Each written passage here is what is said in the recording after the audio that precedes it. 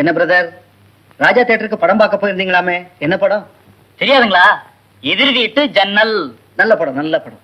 படத்துல hero heroine யார் brother? Hero நம்ம பழனிசாமி சாரு. அடடே, ஹீரோயினை எடுத்து விட்டு இண்டிபெண்டன்ட் பொண்ணு. ஓஹோ. என்னங்க நான் சொன்ன சரிதானே? லவ் ஸ்டோரியோ? முழுக்க முழுக்க லவ் ஸ்டோரி, அமர காதல் காவியம். படத்துல கிளைமேக்ஸ் என்ன பிரதர்? நீங்க 2 பேரும் உதவாங்கிறது. ஓஹோ, எங்களை கை நீட்டி அடிக்கிற அளவுக்கு காதல் வளர்ந்துருச்சா? ஆமாண்டா, நான் அந்த பொண்ணை லவ் பண்றேன். இப்ப அதுக்கு என்ன? லவ் பண்றேன்னா ஓப்பனா சொல்ல வேண்டியதானடா, அது கேண்டா அந்த திருட்டு புத்தி. அட நீ ஒண்ணு, அவன் பர்சனாலிட்டி மேல அவனுக்கே நம்பிக்கை இல்ல.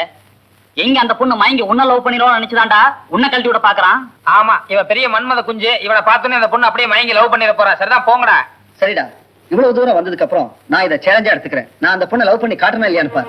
சரிடா, உனக்கு சாமர்த்தியம் இருந்தா நீ பாரு, எனக்கு சாமர்த்தியம் இருந்தா நான் பாக்குறேன். கிளம்புங்க. ஓகே, இனில இருந்து நமக்குள்ள பேச்சுவார்த்தை வேண்டாம். நான் அந்த பொண்ணை லவ் பண்ணிட்டா நீயா வந்து பேசு, நீ லவ் பண்ணிட்டீங்கன்னா நானா வந்து பேசுறேன். ஓகே வெங்கட், நீ தான் இதுக்கு நீதிபதி, என்ன சொல்றேன்? சாரி பிரதர், நீதிபதி யார அளவுக்கு எனக்கு ஒன்னும் வயசாகல. எங்களுக்கு இளம ஊஞ்சல் ஆடுது. நானும் இந்த கோதாவில குதிக்கிறதா முடிவு பண்ணிட்டேன். வெங்கடா, உன் பர்சனாலிட்டிக்கு உனக்கும் இப்படி ஒரு ஆசையா? சரி, நீ என்னமோ கொஞ்சம் கலரா இருக்கிற, அதுக்காக என்ன வேணாலும் பேசுங்க அர்த்தம் இல்லடா. இத பார், ரஜினிகாந்த் ஆயிருக்கிறாங்க லவ் லெட்டர் வருதுன்னா எப்படிங்கிறண்டா? அந்த ஆளு என் கலர் தான். இனிமே நாங்க 2 பேத்துக்கு பேச போறதா இல்ல. கூடி சீக்கிரம் அந்த பொண்ணை நான் லவ் பண்ணி காமிக்க போறேன்டா. அதுக்கப்புறம் நீங்களா வந்து எங்க கூட பேச போறீங்க. என்ன வரட்டா? டேய் இல்ல, சூதாட போனாலும் நியாயம் தர்மம் வேணும். இவன் எதிர் வீடு, அந்த பொண்ணு வீட்டுல நம்மளை பத்தி தப்பான பிரச்சனை பண்ணி வைக்க கூடாது. கொஞ்சம் சொல்லி வை. என்னடா கால் விழுந்துச்சா?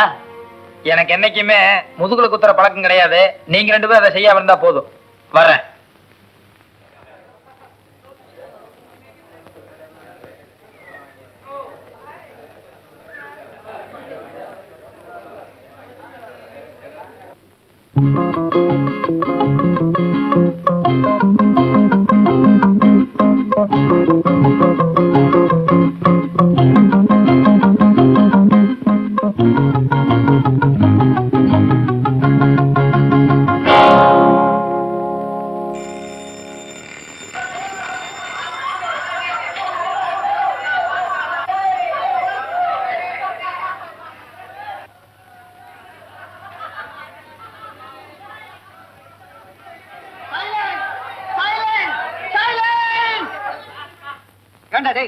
நீங்களா ஸ்டூடெண்ட்ஸுங்களா?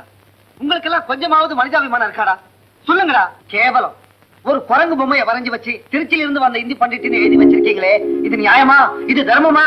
இது முறையா? மாதா பிதா குரு தெய்வம்னு சொல்லுவாங்கடா. மாதாவை விட பிதாவை விட குருதாண்டா நமக்கு கண்கண்ட தெய்வம். அவர் நமக்கு கண்கள் மாதிரிடா, நம் வாழ்க்கைக்கு வழிகாட்டிடா. அவருக்கு இப்படி ஒரு களங்கத்தை உண்டு பண்ணிட்டீங்களே. என் மாணவ மணிகளே, இந்த மாதிரி பண்ணிட்டீங்களேடா. இந்த அவமானத்தை எப்படா சகிப்பேன்? ஐயோ, நான் இனி என்ன செய்வேன்? இந்த கழகத்தை எப்படி போக்குவேன்? எப்படி போக்குவேன்?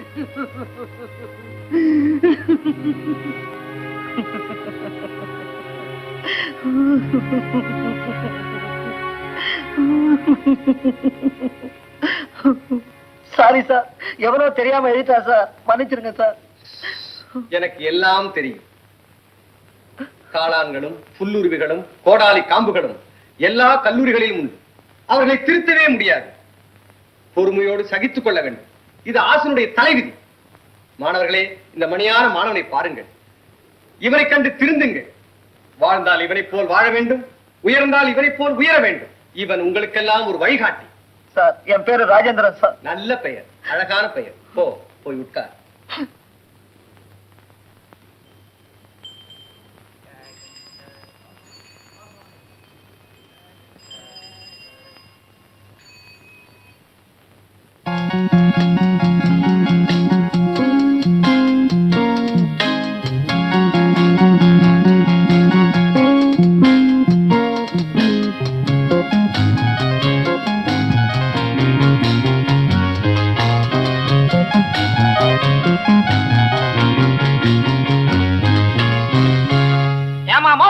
உங்களுக்கு கொஞ்சமா அறிவு இருக்கா?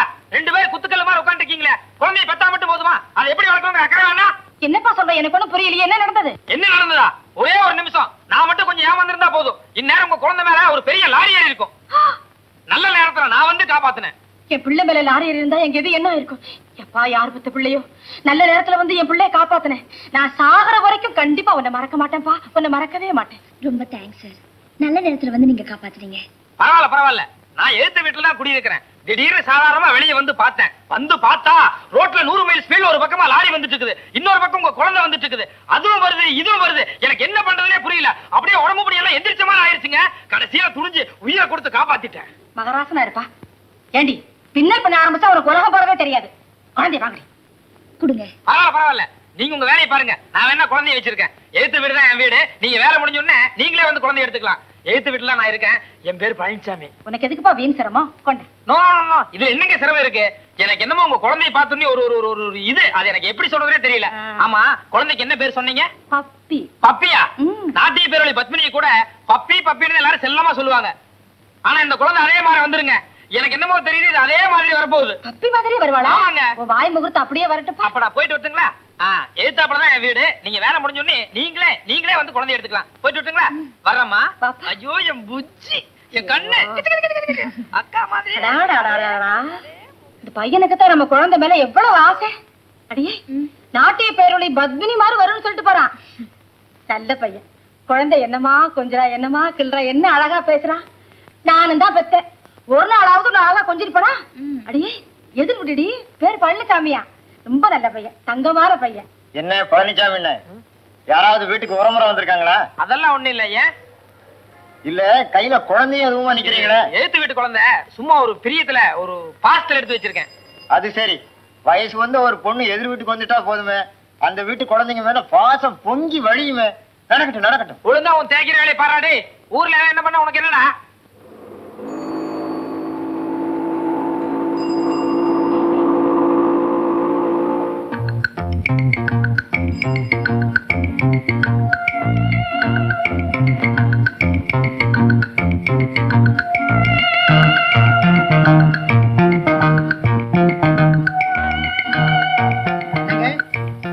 என்னங்க வீட்டுல யாரும் இல்லீங்களா?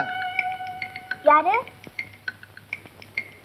இல்ல சார், உங்களுக்கு யார் வேணும்? பிஎஸ்ஜி ஆர்ட்ஸ் காலேஜ்ல ஹிந்தி ப்ரொஃபஸரா இருக்காரு மிஸ்டர் ஐசி கோவிந்தசாமி. அவர் வீடு தானுங்களே? ஆமா, என் ஃபாதர் தான். என்ன விஷயம்? நான் ஹிந்தியில கொஞ்சம் வீக்கு. உங்க ஃபாதர் கிட்ட டியூஷன் படிக்கலாம்னு வந்தேன். ஓஹோ, ஒரு 2 நிமிஷம் வெயிட் பண்ணுங்க.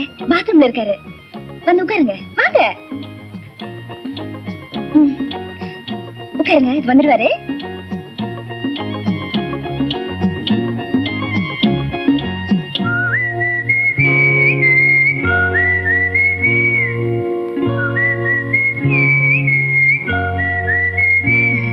Excuse me.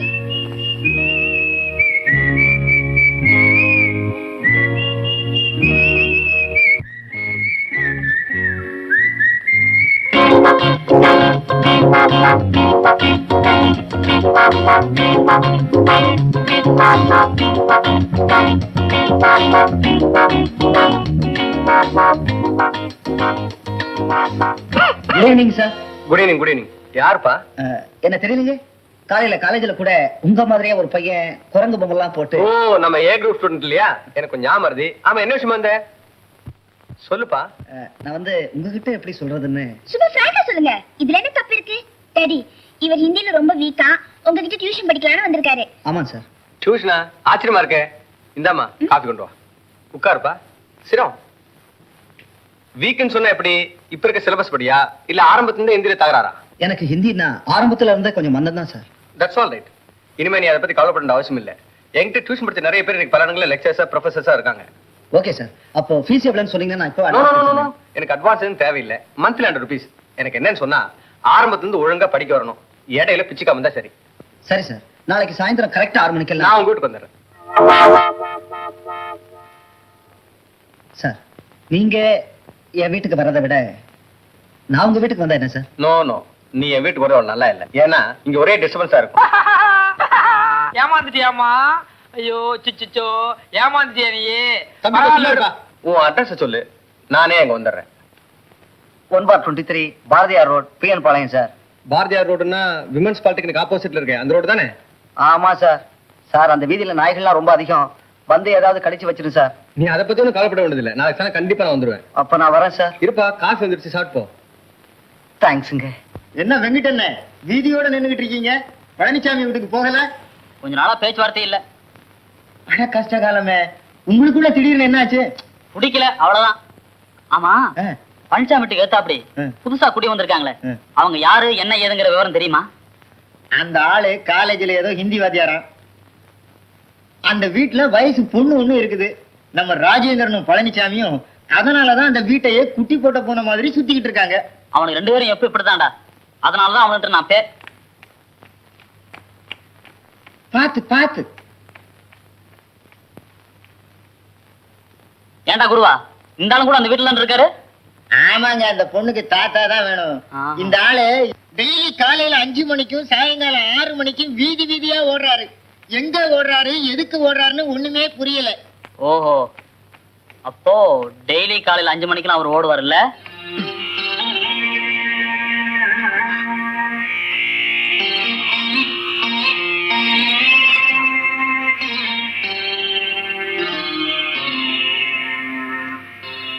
அப்பனே விநாயகா, எப்படியாவது ஓடி வர கிழவன இதுக்கு ஒரு டமான் ஒழுக வச்சிரு. அந்த ஆள் கைகாலாம் அடிபட்டு ஐயோ அம்மான்னு கத்துற போது நான் உடனே ஓடி வந்து அவனை காப்பாத்துற மாதிரி காப்பாத்தி அவன் காய்களுக்கெல்லாம் கட்டு போடுவேன். உடனே அந்த ஆளுக்கு மேல ஒரு நல்ல அபிப்பிராயம் வந்துடும். இதையே சாக்கா வச்சு நானும் அந்த வீட்டுக்குள்ள நுழைஞ்சு எப்படியா அந்த பொண்ணை லவ் பண்ணிடுவேன். தயவு செஞ்சு அவனை இதுக்குள்ள உழுவு வச்சிருப்பா.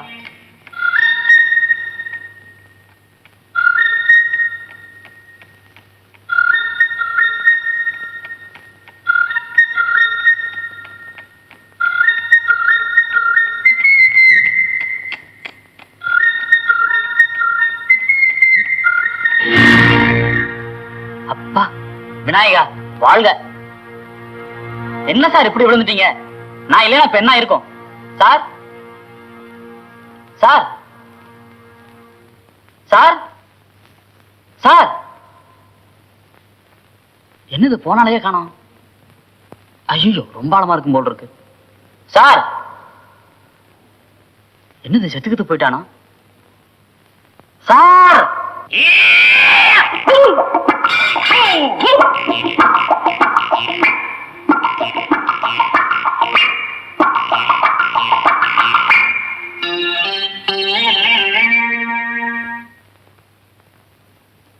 வேலை வேலைக்கு தண்டை சொடுத்துக்கிட்டு ஊரை சுத்திட்டு அலையிறான். ஒரு வேற வீட்டுக்கு போறது கிடையாது. இவனுக்கு திருஷ்டி ஒரு கேடா. துப்புடா நகர்ந்து உட்காரு. ஏண்டா டேய், ரேஷன் கடைக்கு போய் ரேஷன் கூட வாங்கிட்டு வர கூடாது? அது கூட நான் தான் செய்யணுமா? அந்த வெயில்ல போய் 1 மணி நேரம் கியூல யார் நிப்பா? நீயே போயிட்டு வா. வெயில நின்னா கரைஞ்சா போயிடுவா? பெரிய கலெக்டர் புள்ள, சாதாரண வாட்ச்மேன் புள்ள தானடா நீ. சரி விடுங்க, ஒண்ணே ஒண்ணு கண்ணே கண்ணுன்னு பெத்து வச்சிருக்கோம். அவன் ஏன் வெயில போக சொல்றீங்க? நீங்க தான் ஒரு நட போயிட்டு வாங்களேன். நீ இப்படியே செல்லம் கொடுத்து கொடுத்தா அவனுக்கு எடுத்து வச்சிருக்க. அவன் என்ன சின்ன பிள்ளையா? தடிமாடு மாதிரி வளர்ந்துருக்கான். அவனுக்கு என்ன திருஷ்டி வேண்டி இருக்கு? இத பாருங்க, அவன் என்னதான் பெரியவனா வளர்ந்தாலும் என்ன பொறுத்த வரைக்கும் பச்சை குழந்தைதான். அதாவது குழந்தை குட்டி இல்லாத வீடு இந்த ஏரியாவுல 7-8 இருக்கு. நம்ம குழந்தை ரோட்ல குறுக்கு மறுக்குமா போகும்போது அவங்க எப்படியெல்லாம் விரிச்சு பாக்குறாங்க தெரியுங்களா? அதுக்காக தான் நான் திருஷ்டி சுத்தி போட்டேன்.